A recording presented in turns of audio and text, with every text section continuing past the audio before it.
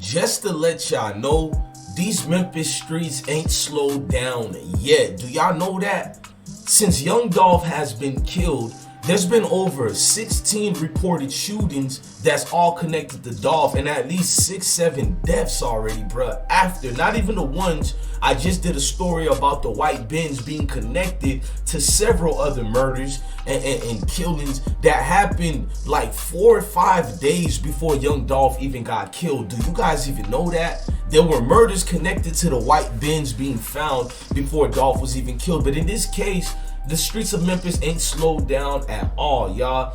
There's been another person who got killed in an apartment shooting. Suspects are on the run. Now, police is tying this to the Young Dolph situation and aftermath. I'm about to get into it. We about to look at it. I need y'all to hit that like button, that notification. I told y'all I got y'all updates. What I told you, I took a little break for 3 to 4 days because I don't report anything, but we got them updates, y'all. Hit that like button, notification bell. Let's rock out and pay these bills, gang.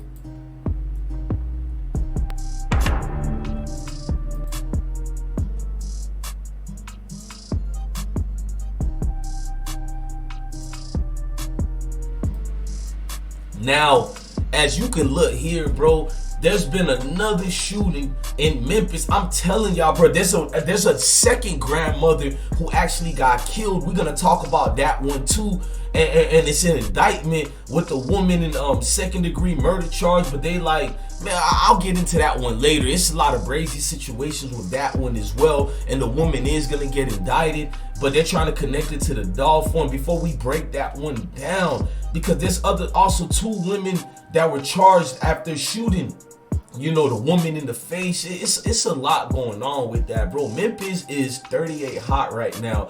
We got the one with, you know, JoJo Splat is spazzing. Now, you feel me? It's too much things going on right now. I'll go to JoJo Splat spazzing now, but I want to go to this apartment killing, y'all. Unfortunate apartment killing. Let me let WREG break that down for us. Memphis police need your help identifying suspects involved in a homicide at a southeast Memphis apartment complex. WREG's Quimitra Wilborn spoke to residents who say they're not surprised by the violence. Armed guards stand at the front entrance of the Park at Newcastle Apartments, checking every person who tries to enter. Residents say the security presence comes after a man was shot and killed inside the apartment complex. It's not really like it's a lot of violence, but it's definitely a lot of thievery. Memphis police say on November 23rd, a man who police identified as Justin Flores was shot multiple times while being robbed on Brooktree Circle. He later died from his injuries. All I saw was the police cars going further into the apartment. MPD released these images of the people they believe are responsible for the brutal attack. This woman didn't... Hang on, we gotta look at those images. Does the images remind y'all of anything? I ain't gonna say it. I'm gonna let y'all guess and speculate. Does those images remind you of everything? Them folks is stepping out there, bro. This was not just no regular robbery. And how I even knew about this news is all these real Young Dolph fans who hit me up and was like, bless one, this is a murder I'm gonna show you. The news is talking about it later, but this murder happened on the 23rd. The news was late about it, and you're gonna see it on the news November 30th because those days apart, because they found out, just like the folks in the street, it was connected to the Young Dolph situation. There's a lot of he say, she say, and a lot of people going night to sleep because of the he say, she say. But this one, when you got 3 steppers or 2 steppers, what you see, 2 steppers again. What is this, tag team? It's always 2 steppers with each other. I don't know, maybe the more steppers you get, the more you get in trouble, but it was 2 of them dudes, allegedly. Well, y'all see the cameras. And them dudes went brazy on folks. You know, they went in an apartment and they popped him multiple times. This wasn't just a robbery, y'all. And that's what dude was letting me know. Like, bro, this is deep. The news keeps saying it the wrong way, but it's 100% connected to Dolph. Like, them folks be solving crimes for real, dog. And they like pay attention to this whole news. I'm gonna push play again, y'all, but pay attention. Images of the people they believe are responsible for the brutal attack. This woman didn't want to be on camera, but says she's not surprised by the violence. She says it's not the first time someone was robbed in the area. Whoever's robbing the people over here are watching our schedule, our routines. and they wait until absolutely no one's around. This woman says she I told y'all, this is damn near like some conspiracy stuff, bro. Like, I'm not saying there ain't no street niggas doing it, because clearly street niggas allegedly are involved, but who's allowing these street niggas to be involved? Who got the weapons?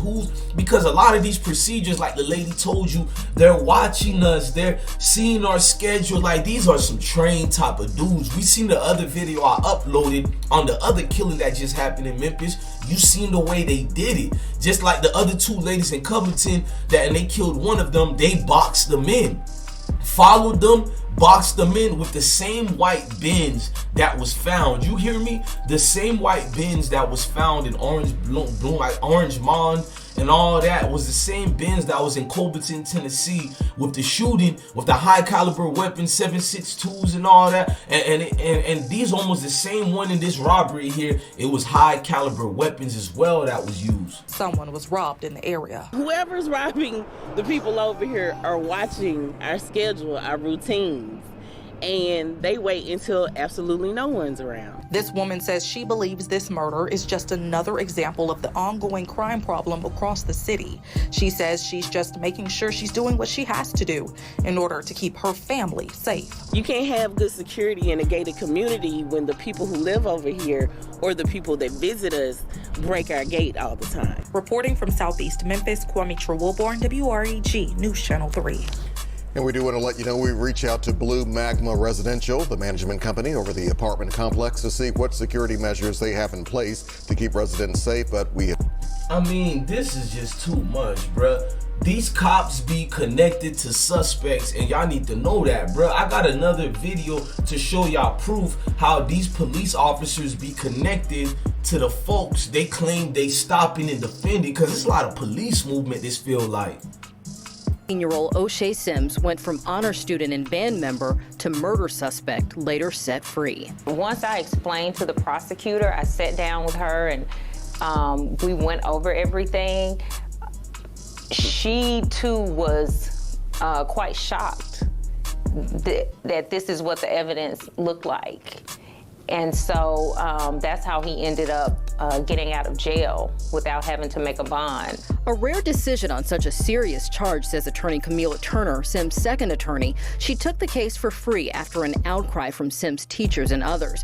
But Sims had confessed to killing 26-year-old Antaeus Colbert on June 2nd, 2018, near an AutoZone parking lot close to Airways in Lamar. You have to have corroborating evidence or other evidence other than a statement to convict somebody. Police connected the victim and suspect through cell phone records, but witnesses in Sims' own confession said someone else used his phone. There was no murder weapon, and police obtained surveillance video from the wrong day.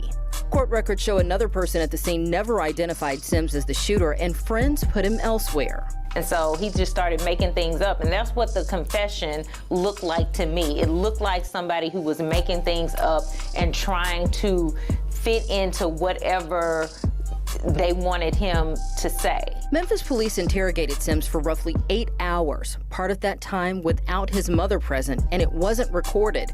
Documents show the officer advised Sims of his rights multiple times. Turner believes the confession was false and forced. I knew the officers that were involved in the case. I saw the names, and quite frankly, I knew that some of them had reputations for doing things that are not always above board.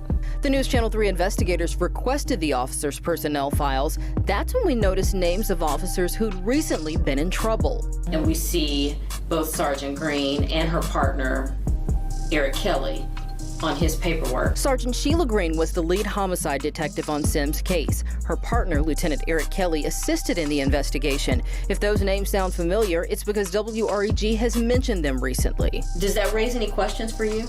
Absolutely. Kelly is on a list of more than a dozen law enforcement officers being investigated by the DA's office for misconduct. He and Green traveled to Montgomery, Alabama to interview a murder suspect, but riding shotgun on the taxpayer-funded trip was another murder suspect in an unrelated case, Bridget Stafford. Racy text revealed Kelly had a sexual relationship with Stafford. He gave her money and bought her weed. Stafford told police she had marijuana Kelly purchased in the car during the trip and smoked with Green's wife before leaving.